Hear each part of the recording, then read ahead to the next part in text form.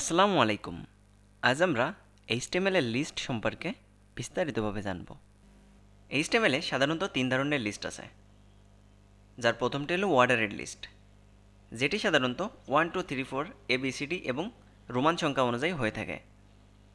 ২ নম্বর হলো আনঅর্ডারেড লিস্ট, যেটি সাধারণত বিভিন্ন সিম্বলিক ব্যবহার করে হয়ে থাকে, যেমন সার্কেল, স্কোয়ার ইত্যাদি। এবং ৩ নম্বর লিস্ট হলো ডিসক্রিপশন লিস্ট, যার একটা টাইটেল থাকে এবং সেই টাইটেলের আন্ডারে কিছু ডিসক্রিপশন থাকে। তো চলুন আমরা দেখে নিই HTML এর মাধ্যমে কিভাবে এই ৩ ধরনের লিস্ট করা যায়। তো সর্বপ্রথম আমরা অর্ডারেড লিস্ট করব। তো আমি এডিটরে এসে একটা H1 ট্যাগ নিলাম আর যার ভিতর লিখে দিলাম অর্ডারেড লিস্ট। ওকে, তো এখন আমরা অর্ডারেড লিস্ট করব। অর্ডারেড লিস্ট করার জন্য HTML এর OL ট্যাগ ব্যবহার করা হয়। OL, ওতে হলো অর্ডার আর এলে হলো লিস্ট, তার মানে OL মানে হলো অর্ডারেড লিস্ট। এখন আমরা কি জানি, লিস্টের ভিতর সাধারণত লিস্টের আইটেমগুলো থাকে। তো লিস্ট আইটেমের জন্য LI ট্যাগ ব্যবহার করা হয়। LI হলো লিস্টের আইটেম। ঠিক আছে, তো আমি এটার ভিতর লিখে দিলাম HTML, তারপর আরও একটা LI ট্যাগ নিলাম আর যার ভিতর লিখে দিলাম CSS।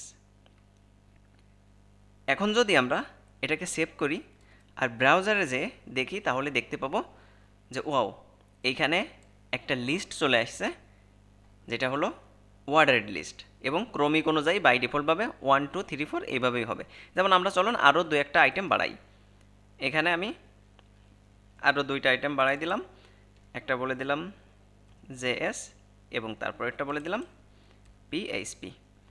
তো দেখেন, এখন যদি সেভ করি এবং ব্রাউজারে যাই, তাহলে দেখতে পারতেছি আরও 2টা লিস্ট আমার চলে আসছে এবং বাই ডিফল্টভাবে এটি 1 2 3 4 এই ক্রমিক অনুযায়ী হয়েছে। আচ্ছা, এখন যদি এই লিস্টের টাইপটা আমি চেঞ্জ করতে চাই, অর্থাৎ চাই যে 1 2 3 4 অনুযায়ী হবে না, আমার এইটা হবে ABCD এইভাবে, তাহলে কি করে করব? তো এটাও খুবই সোজা। আমরা জাস্ট এই যে অর্ডারেড লিস্টটা করছিলাম, এখানে একটা স্পেস দেব, দিয়ে টাইপ বলে দেব। টাইপ অ্যাট্রিবিউট অ্যাড করার পরে আমার যেটা করতে হবে, এখানে একটা ভ্যালু দিতে হবে। আর কি ভ্যালু দেব? আমি ভ্যালু দেব যে লিস্টের আইটেমটা চাচ্ছি বা যে টাইপের লিস্ট চাচ্ছি তার প্রথম অক্ষর।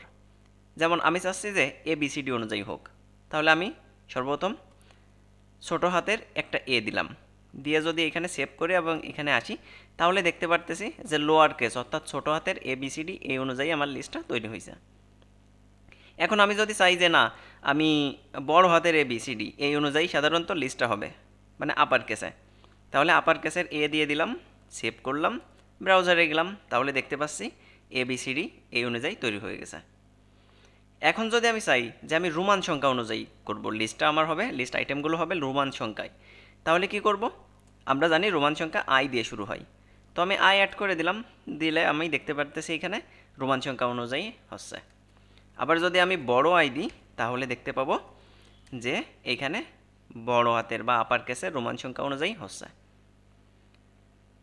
তো আশা করি আপনারা বুঝতে পারছেন, যেটা হলো অর্ডারেড লিস্ট করতে গেলে OL ট্যাগ ব্যবহার হয়, আর তারপর আমরা টাইপ যা দেব, এখানে যতগুলো লিস্ট আইটেম থাকবে এই টাইপ অনুযায়ী এই লিস্ট আইটেমগুলো ক্রমিক অনুযায়ী বাড়তে থাকবে। যেমন ধরেন যে আমি এখানে আরও কয়েকটা আইটেম বাড়াই দিলাম, দেওয়ার পরে দেখেন আমার বাই ডিফল্টভাবে এটি এইভাবে চলতে থাকবে। আচ্ছা, এখন আমরা আনঅর্ডারেড লিস্ট দেখব। আনঅর্ডারেড লিস্টের জন্য আমি একইভাবে এখানে একটা H1 ট্যাগ নিয়ে নিলাম আর বলে দিলাম আনঅর্ডারেড লিস্ট। ওকে, তো আনঅর্ডারেড লিস্টের জন্য যে ট্যাগটি ব্যবহার হয় সেটা হলো UL। ইউ মানে আনঅর্ডার আর এল মানে হলো লিস্ট, আনঅর্ডারেড লিস্ট। একইভাবে এর ভিতর আমি এই লিস্টের আইটেমগুলো দিয়ে দিলাম। ওকে, তো এখন যদি আমি সেভ করি আর এখানে আসি, তাহলে দেখতে পারতেছি যে এই যে আনঅর্ডারেড লিস্ট তৈরি হয়ে গেছে, অর্থাৎ সিম্বল ব্যবহার করে। বাই ডিফল্টভাবে এটার স্টাইলে যে স্টাইলে আছে এটার বলে ডিস্ক।